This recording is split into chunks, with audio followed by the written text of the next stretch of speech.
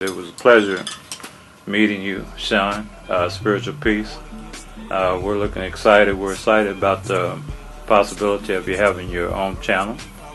Your ministry is something to be told, man. I really feel strong about that. Why don't you tell me about your ministry? Well, my ministry basically is all about winning souls, and pretty much I just lean on God to provide everything that I need to see everything be manifest. And my ministry I've been doing for about 9 years. I got 4 albums, 2 mixtapes, and I done reach people all over the world. And a lot of people I haven't met, but they know my music because I give out free music everywhere I go. I know that's kind of how I came across you, and I gotta say, man, that you say you're a Christian rapper, but it didn't hit me like that. I mean, it was slamming, to be exact, man. Your flow is ridiculous, man. Is that your intent or what? I felt like before I was saved, I didn't really like Christian rap. To me it was kind of corny. But when I got saved, I realized that when it comes to music, we get caught up on the beat first. So I know if I can give people a decent beat, eventually they'll listen to the words. Because I get it all the time. People listen to the album and be like, I know it's Christian rap. Yeah. You know what I'm saying? Till they actually sit and listen to the words. So I just try to come from a different approach than what you used to. Because to me, my opinion, a lot of Christian rappers is all about just getting people hyped. You know what I'm saying? I want you to think about your life, think about a personal relationship with God, instead of just having you jump all over the place. Yeah, you know what? Tell me about how you pass these things out, man. That was an interesting story, man. Okay, basically, I got a CD burner where I can burn 10 discs at once, and I burn the CDs at home.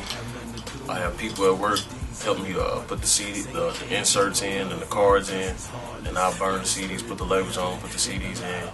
In 2010, I posted on Facebook, Craigslist, MySpace, any social media thing where if you give me your address or your church address, I'll mail you a free CD. So I just sent CDs to Africa, India, Mexico, New York, Jersey, California, just everywhere you can think of. That's why I said people heard of me, but they just don't know me because, they ain't seen nothing on video.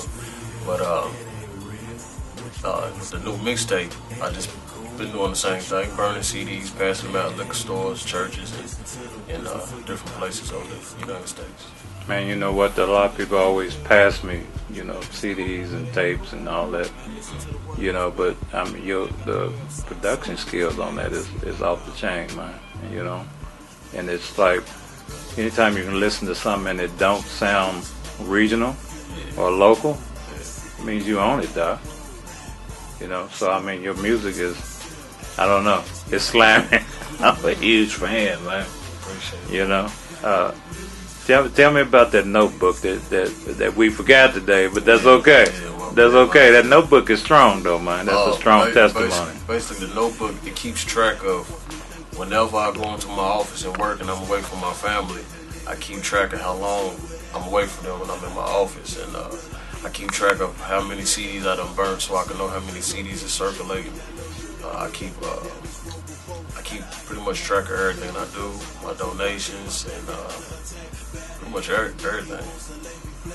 Anything that has something to do with my ministry is in my books. So what advice would you have for the young cats coming up, man?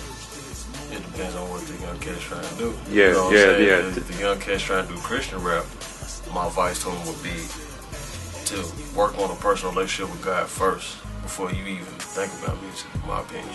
Because if your foundation ain't strong, anything you spit ain't gonna mean nothing.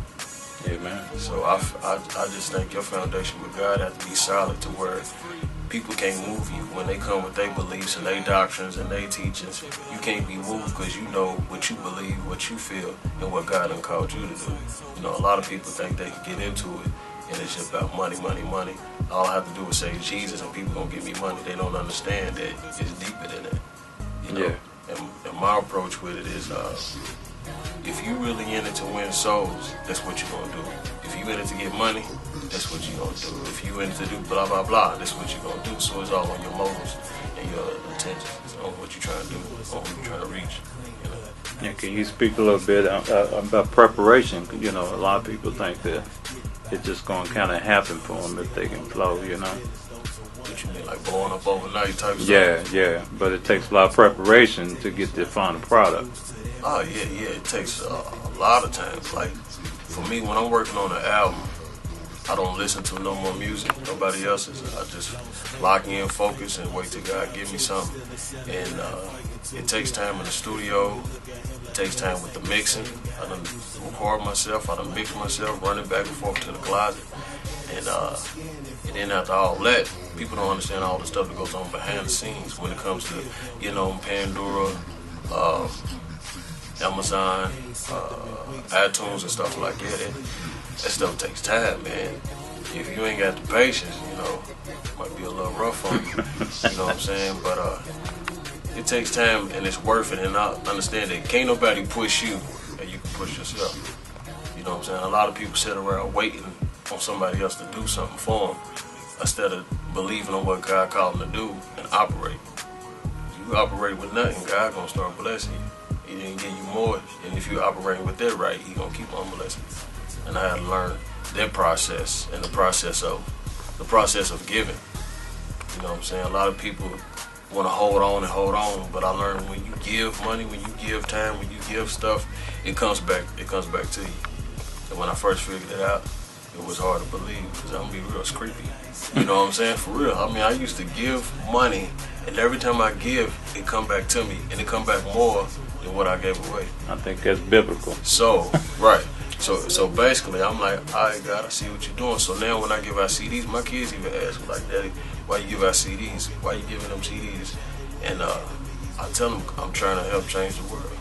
I'm planting positive seeds in people. I could be out doing something negative or wrong, but we planting positive seeds in people. Planting positive seeds, that's strong. That's a strong word. I also have my director in here. You have any questions for Mr. Sean there, Ms. Director? Yeah, I do have a question. When I met you probably, 6 or 7 years ago, and when I met you, you actually came up to the church door, and you asked me, could you speak to the youth? I mean, you were always reaching out, trying to speak, and you actually gave me a free CD, and it must be God because maybe 2 weeks later, my dancers were in a concert On the 35th. and I met you, and it was so powerful. It was so powerful, and that was my first encounter with the Christian rapper. You're the first. Wow. You're the first I met, and I really love. I've seen you in several settings with other rappers that came up behind you, but you're still humble. You're still giving out. You're still giving out your free CDs, and they're still setting up booths selling them. But you're still humble. I just thank God for how He's using you. But the question I have for you, since you are a pioneer, I will call you a pioneer. What happens when you're noticed when somebody offers you a record deal? That's happened before. I pretty much, my whole thing is, when you know something's right in the spirit, you know it's right. And sometimes I don't feel it, you know what I mean? And I feel like what's meant to be will be. And it's been times where people try to sign me, and I choose not to, because their motives for what they want me to do is different from what God wants me to do.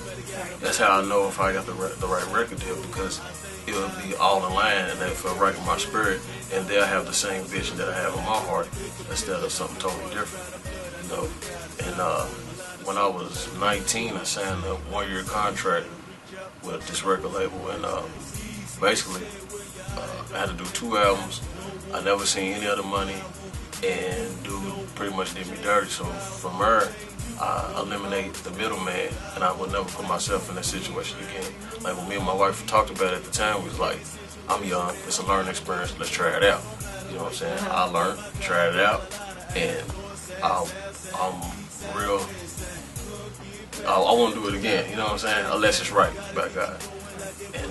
And ever since then, by me eliminating the middleman, it opened up doors for me to meet other people for studio time. And let me tell you real quick, like, that's how I know what I'm doing is by God, and that's why every day I try my best to stay focused on what I'm called to do. You know, we all human, we make mistakes, we ain't perfect, you know what I'm saying? So I try my best to remember what he told me, you know. So the way he be lining up stuff for me lets me know that it's all him.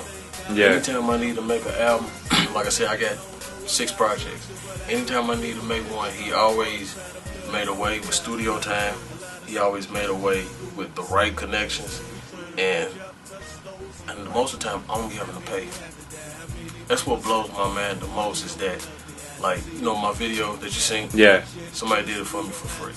Yeah. He said God put it on his heart to do the videos. So I'm like, I appreciate that. Yeah. Sometimes I need advertising stuff. People just come, see the ministry, and they willing to give. And my whole thing about it is I think that they see my heart, that it's real. I'm not playing, you know, because I think that we all gonna die one day, and I don't want to waste no time, especially from being saved from what I was doing and where I was going, and to get a second chance. I appreciate my second chance. You know, a lot of people want another chance, a second chance. They get it, and then they gonna run back and do the same stuff that they was delivered from. I appreciate the second chance. You know what I'm saying? So it's like I don't want to waste it. I don't want to play around with it. God used me, and that's why I'm at today. Yeah. So God is a God of second chances. So you want to make the most of it. Tell us a little bit about that video, man. I know you got it up on YouTube, you got it up on all the media channels. Yeah, it's called Lord, I'm Crying. And basically, God gave me a song when I first got saved. And I started going to church, and I started to realize everybody in the church ain't saved. And everybody hollers to Jesus, Lord, Lord, amen. And so I just started writing. I started writing about the hood. I started writing about everything I seen. Because Romans 12 was a scripture that stuck out to me, being transformed by the renewing of your mind. And as I ride through the hood and I go to church, different churches and stuff, I just be seeing patterns, the same old things.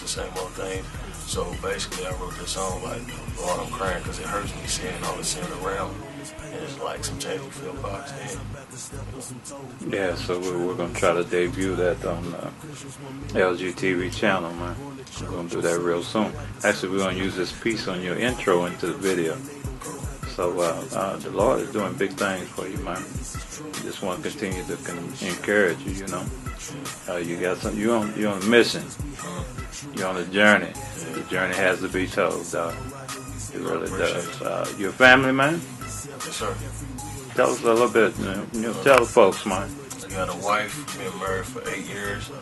I got 2 little boys, one is 7, one is 4. And that's my life right there. Like, on the real, I spend time with my family before hanging out, you know what I'm saying? Like, I'd rather be home with them than doing anything else, but, you know, besides the ministry.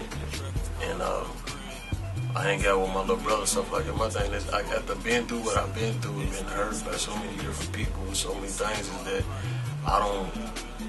you don't just open your heart up and expose yourself to anybody, you know. So kicking it with my family is my favorite thing to do. I'll tell you, like, I love it. And I love my kids, I love my wife, I thank God for them. I know all that was set up and ordained. And yeah. So for all those new fans, you're gonna get across the water, man, because we have a lot of audience from across the pond. What do you want to say to them? Basically, I appreciate you listening to my music and appreciating where I'm coming from. Because too, real quick about fans, I usually call them listeners. You know what I'm saying? I appreciate them taking the time to listen, because there's so much other stuff in the world they could be listening to. You know what I mean?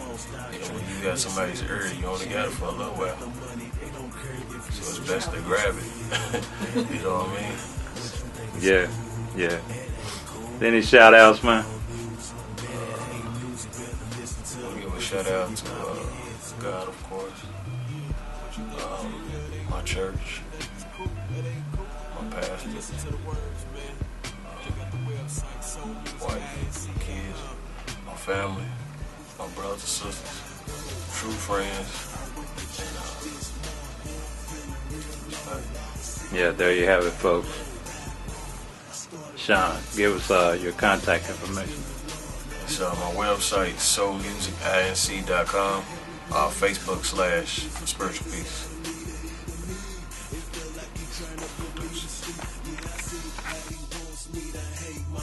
And yes, I see how he wants me. Think the ones that love me don't love me, man, it's hard.